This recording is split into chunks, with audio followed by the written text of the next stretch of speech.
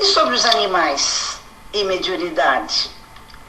Erasto, novamente, no livro dos Médiuns, ele comenta sobre as evidências de que os espíritos podem tornar-se visíveis e até tangíveis para os animais. Os animais podem atuar como médiuns. A questão da mediunidade dos animais era frequentemente proposta pelos indícios de inteligência que alguns pássaros, educados pelo homem, que pareciam até adivinhar pensamentos. E o Erasto comenta que, não havendo afinidade entre o fluido do homem e o fluido do animal, não há possibilidade do animal atuar como médium, pois os espíritos tiram do cérebro do médium os elementos necessários para dar ao pensamento deles a forma sensível para nós. Mas a ciência já acaba demonstrando que os chimpanzés e gorilas são capazes de se comunicar com os homens pela linguagem dos sinais dos surdos mudos. Olha que interessante. Mas sigamos a recomendação de Allan Kardec, que nós temos que usar a lógica e a razão, e estarmos abertos às possíveis explicações, sem ideias preconcebidas e nem preconceitos, estudando as informações contidas nas obras básicas da codificação, como eu já disse, onde está registrado que o médium age como intermediário, e entende-se que a ligação é de mente para mente. Para uma comunicação inteligente, portanto, a necessidade de um intermediário inteligente. E esse intermediário é o espírito do médium. Ainda sobre o Erasto, no livro dos Médiuns, no trecho que ele esclarece de que Deus deu para os animais um certo grau de inteligência. Lembra que eu comentei lá atrás? Condicionando essa inteligência aos serviços que eles deviam prestar aos homens, tá? Certa feita, estando Francisco de Assis em peregrinação ao norte de Assis, ele soube que a população estava em sofrimentos, pois circulava pelos arredores um lobo feroz. Já idoso, meio cansado, mas muito feroz, que alimentava-se dos animais e também de alguns humanos, causando muitos prejuízos e espalhando pânico pela região. Francisco de Assis ouviu o apelo da população e ele disse que iria pedir a Deus para que o lobo se afastasse, procurando outro lugar sem ser naquela região. Francisco de Assis se isolou, entrou em meditação e em oração. Ele pediu para Deus e para Jesus que os ajudassem a compreenderem as necessidades dos semelhantes, o povo daquela população, e ele também, como Francisco. Ficando em silêncio, ele aguardou a resposta de que deveria, e que logo essa resposta chegou, de que ele deveria ser feito, o que ele deveria fazer.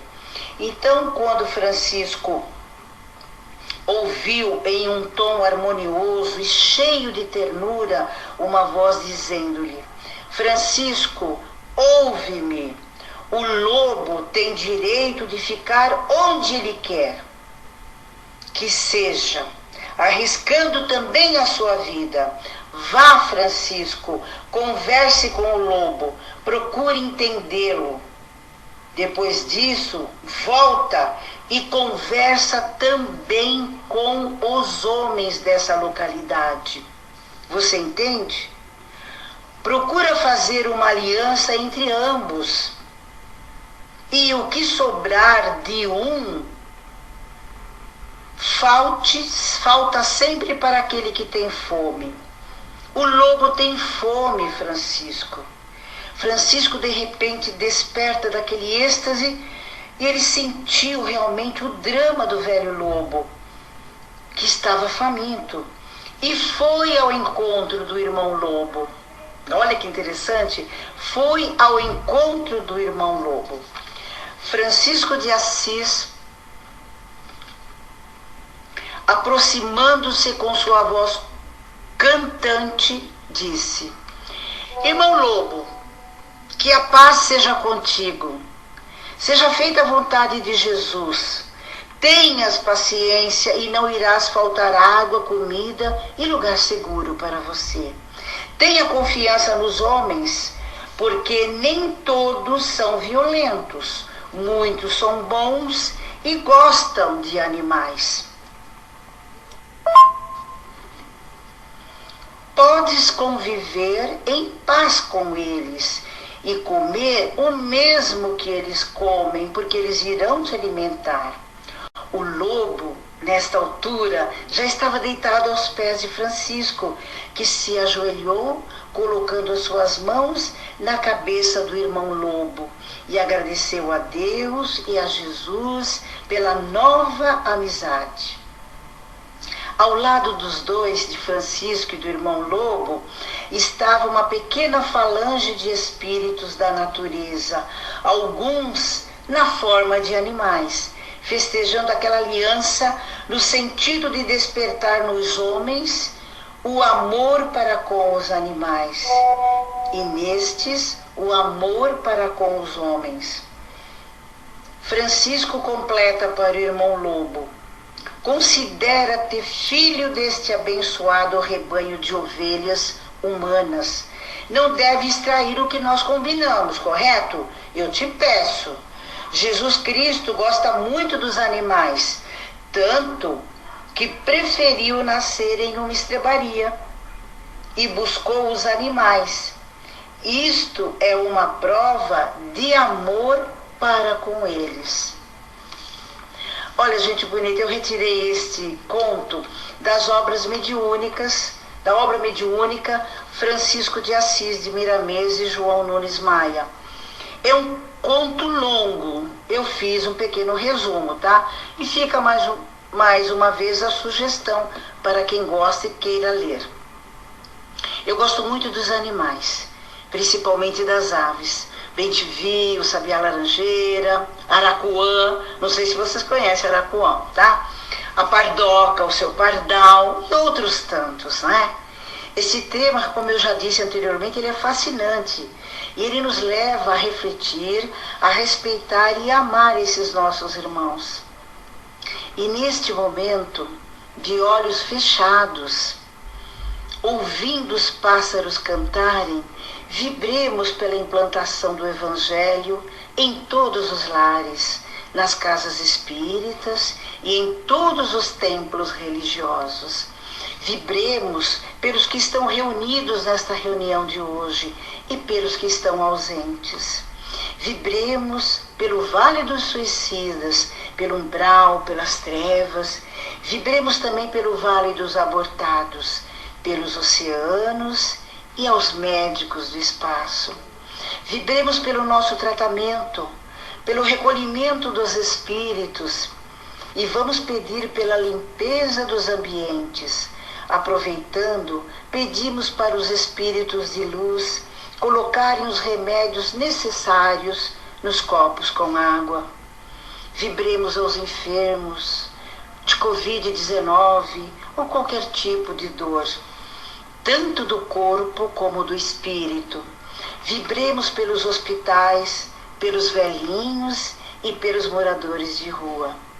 Vibremos a todos os encarnados e desencarnados. E com os nossos olhos físicos ainda fechados, vamos à prece de encerramento. Senhor, fazei-me instrumento de vossa paz. Onde houver ódio, que eu leve o amor. Onde houver ofensa, que eu leve o perdão. Onde houver discórdia, que eu leve a união. Onde houver dúvida, que eu leve a fé. Onde houver erro, que eu leve a verdade. Onde houver desespero, que eu leve a esperança. Onde houver tristeza, que eu leve a alegria, Pai. Onde houver trevas, que eu leve a luz. Ó Mestre, fazei que eu procure mais consolar que ser consolado, compreender que ser compreendido, amar que ser amado, pois é dando que se recebe, é perdoando que se é perdoado, e é morrendo que se vive para a vida eterna. Que assim seja, graças a Deus, a Jesus, a Francisco de Assis e a toda a espiritualidade do bem maior. Feliz Natal, hoje, amanhã e sempre para vocês, e um ano novo repleto de tudo que é bom. E eu deixo com vocês também a foto da Kira, que é uma das muitas cachorras que eu amo, junto com a natureza que Francisco de Assis ama tanto. A natureza de lá da cidade de Palhoça, em Santa Catarina. E também vou deixar um vídeo de um amigo querido, Luiz Galvão, que é um chicão, que comenta com o Chiquinho e com a Chiquinha, o vídeo que ele fez onde ele mora. Gratidão, amo muito vocês, muito obrigada pela oportunidade bendita de mais este estudo. Que assim seja, graças a Deus.